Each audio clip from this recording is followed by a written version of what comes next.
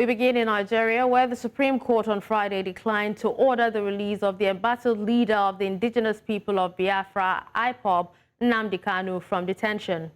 The Apex Court, in a judgment delivered by Justice Emmanuel Ajim, but written by Justice Garba Lawal, voided and set aside the judgment of the Court of Appeal, which in October last year ordered Kanu's release and quashed the terrorism charges against him. The Supreme Court held that although the Nigerian government recklessly and unlawfully rendered Kanu from Kenya, such an unlawful act has not divested any court from proceeding with trial. Justice Lawal said that no Nigerian law was cited in the suit seeking Kanu's release on mere unlawful abduction from Kenya, adding that at the moment, the remedy for such action is for Kanu to file a civil matter against such an act instead of removing the powers of courts to continue with his trial for alleged criminal charges. The Apex Court subsequently ordered that Kanu should go and defend himself in the remaining 7 counts of terrorism charges against him.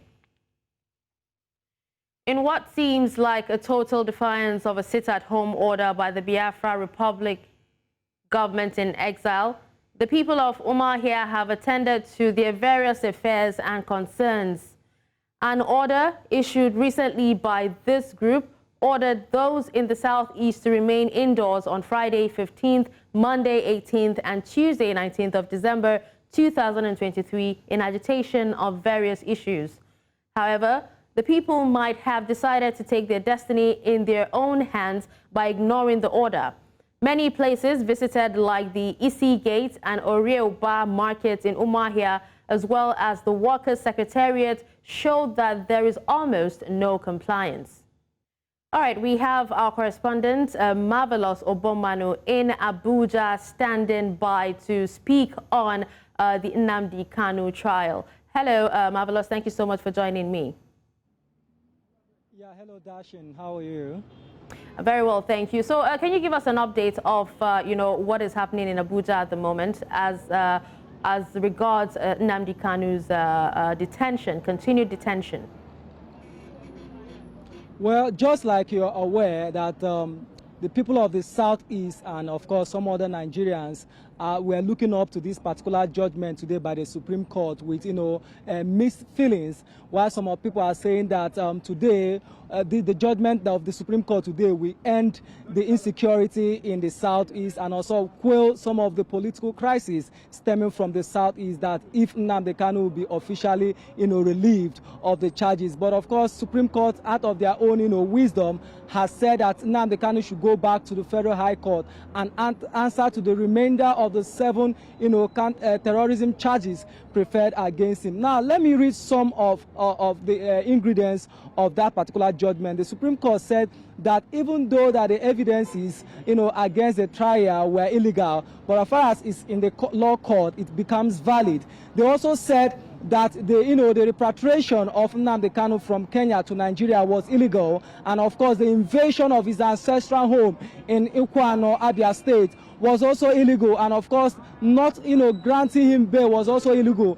But then at the end of the day, citing these illegalities, they've also referred him back to the Federal High Court to go and answer the remainder of the 7 terrorism charges against him. But beyond that, of course, the person representing Ikwano in the Federal House of Representatives was also in court to stand solidarity for Nnamdi Kanu. Mike Ozokemo was there too, and Imo Ikenga Ihanacho was also there. And they did say that they thought that the Supreme Court today will rule in favor of the Court of Appeal and stop all the killings and all the troubles happening in the South. Is just like you did mention that the people of the South have declared that today, Friday, and of course Saturday should be sit at home. You're aware that whatever happens in the Southeast is part of Nigeria, and some people are saying that whatever that affects the Southeast, whatever happens to the Southeast, happens to the generality of the Nigerians. It's just like someone having a whitlow, in his hand. It affects the whole body. And of course, you also know that this continuous sit-at-home order in the Southeast is denying Southeast the economic benefit they are supposed to be getting.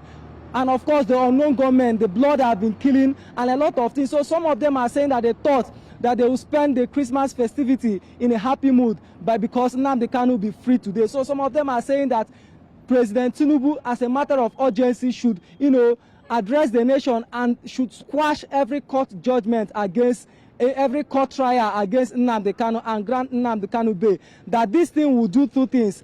Imo Okenga said that if President Tinubu goes ahead to do it, it will do two things for the administration of Tinubu. One, it will give him more legitimacy, and of course during his next tenure, if he's aspiring to come back again, that the people of Southeast will say, oh, since he's the one that released our brother, of course he will, they will give his vote to him. Remember when President Buhari was in power, there has been a delegation from the Southeast, leaders of the Southeast, going to meet the president to free their son. But at the end of the day, some people were optimistic that today the Supreme Court, will affirm the judgment of the Court of Appeal. But that didn't happen. So many of them are saying that this has eroded the Southeast, the continuous peace that they are supposed to enjoy. So as it stands now, we are going to witness in the coming days the trial of Nnamdi Kanu at the Federal High Court. So we don't know how it's going to be. But some of them are also saying that they are optimistic that since the Supreme Court had listed 3 things that they were illegal, so they're optimistic that something good may happen at the continuation of the trial at the Federal High Court.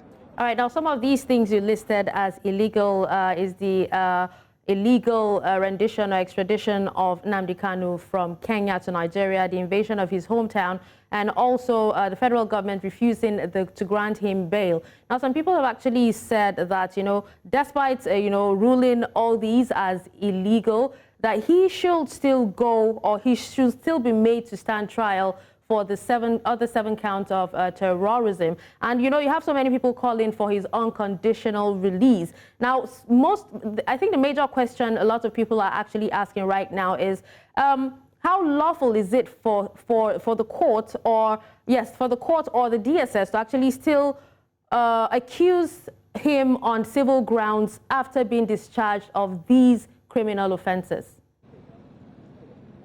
Well, that would have been the discussion before now. But I think that the Supreme Court has downed some of these issues we are raising, because the Supreme Court ruling that Nnamdi Kanu should go back to the Federal High Court to answer some of the remaining 7 charges of terrorism against him means that the case is still up. Although some people are saying that the continuous detention of Nnamdi Kanu by the DSS is against his fundamental human rights. But the court is saying that if that was the case, that it should have been civil proceedings. You understand? So as it stands now, we are just being watchful, observing what will be happening from now till they commence the trial at the Federal High Court. But so many people are saying, just like I told you, especially Michael Zokome, he had been in the forefront of calling on the federal government as a matter of peace and national reconciliation. And of course, in a bid to solve some of the political issues that had even given birth to this self-determination by the indigenous people of Biafra,